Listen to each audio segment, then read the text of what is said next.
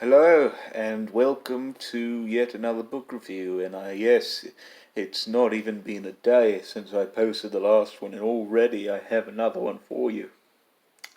Well, that's because I read this book pretty much in one sitting today, and I thoroughly enjoyed it. Much more than the previous one, I must say.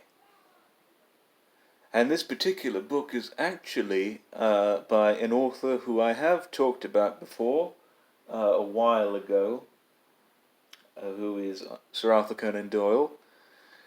As you may know, I love his work. He's actually, I suppose, the one author who sort of got me into reading, really, with his book The Lost World, and I pretty much have read quite a lot of his work since then, like his Sherlock Holmes stories, his supernatural stories, various novels that he's written that were not Sherlock Holmes, his Professor Challenger stuff, all that, which will be discussed sometime or other.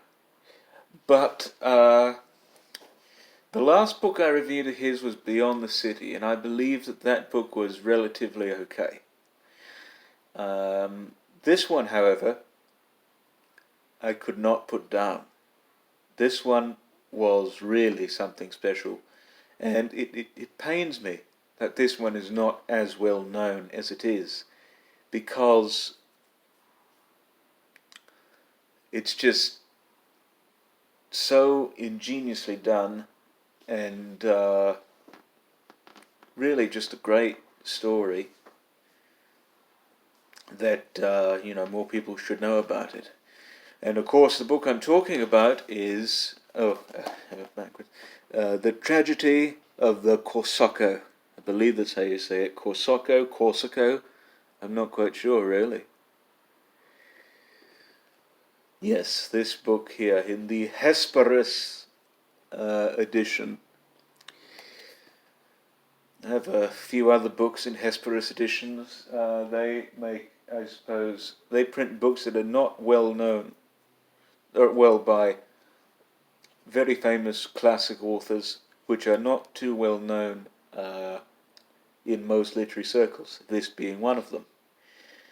And I had this for a while. I got this for Christmas several years back. Oh God, not even this decade. I got it like 2014, something like that, and I just now read it. And let me tell you, I have a lot to say about it. Well, not a lot, but just I have very good things to say about it. So, what is this book about? Well, it is, I suppose you could say, about the passengers on a steamboat called the Korsoko, or Korsoko, however you say it, which is going, I suppose, down the River Nile. And these are tourists who are on this boat. People from Britain, America, France, all sorts of places. A group of individuals who are so different in viewpoints and in, I guess, sensibilities and mentalities and all of that sort, who you would think would not get on in the slightest at all. And basically, through, I suppose, within, I suppose, a few days into their journey down the Nile,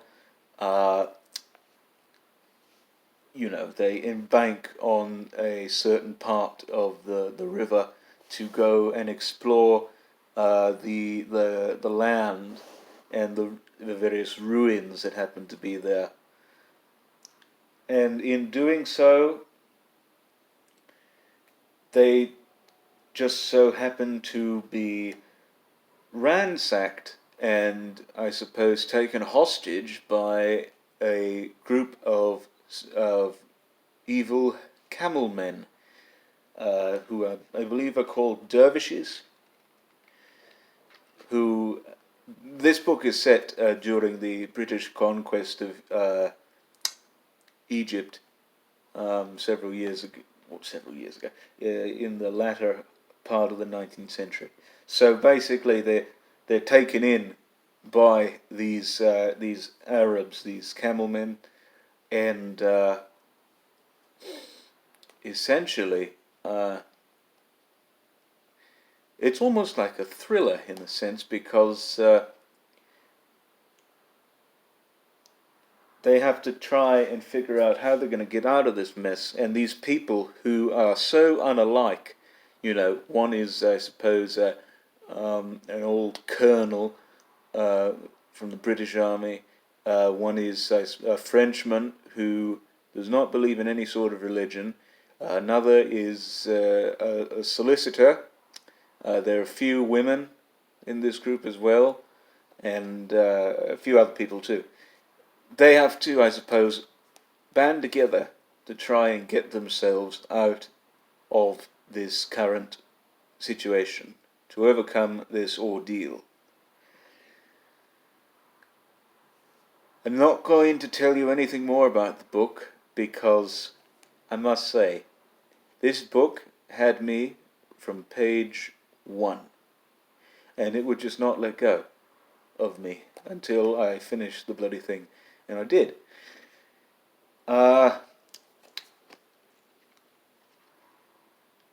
This book was written in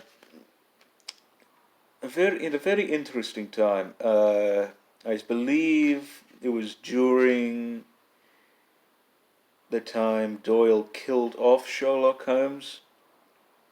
No, that can't be right. I'm not too sure. It says 1898 here. You can see there, 1898, and there he is right there. It's my favourite picture of him. Because this was, I suppose, a whole 18 years after he published A Study in Scarlet, which is the first Sherlock Holmes story. And, this is, I suppose, a whole 14 years before my favourite, The Lost World. And really,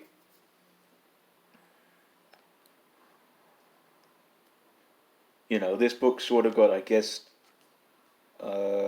sidelined, or not sidelined, but I suppose lost in obscurity because of the whole Sherlock thing. And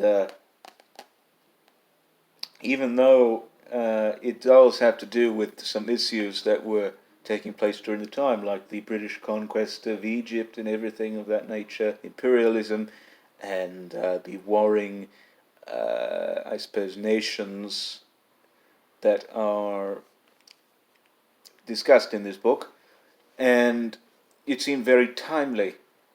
And really, I find this, I'm not going to say it's better than The Lost World, or, I don't know, like his Sherlock Holmes stuff, or even some of his historical novel. Well, actually, I guess you could say this is a historical novel, even though it was written during that time. But I will say one thing. This is probably easily my second favourite Conan Doyle work, or at least novel that he's written. That I've read by him, that is. And it just goes to show you that you ought not to just read an author's most famous work and be done with him. He's got some very impressive stuff lying, I suppose, in the woodwork that is just waiting to be discovered. And this is a prime example of that. And that's really all I have to say on this book. I give this my highest recommendation possible. This book was just amazing, and I can't believe that I actually read it in a day. I'm actually exhausted because I read it in a day. So I'm going to go ahead and rest for a while. Put that book right over there. Probably make dinner. And that's all I have to say on that matter. I hope you've enjoyed this book review. There may be another one here shortly. I'm not too sure, depending on how quick I read these things. Because I read this thing pretty bloody quickly. So let's see if I can read another one very quickly. But yeah, that's it. Take care. Look forward to a snack and a story, which will be coming out this Friday. And I suppose that's it. Have a good evening.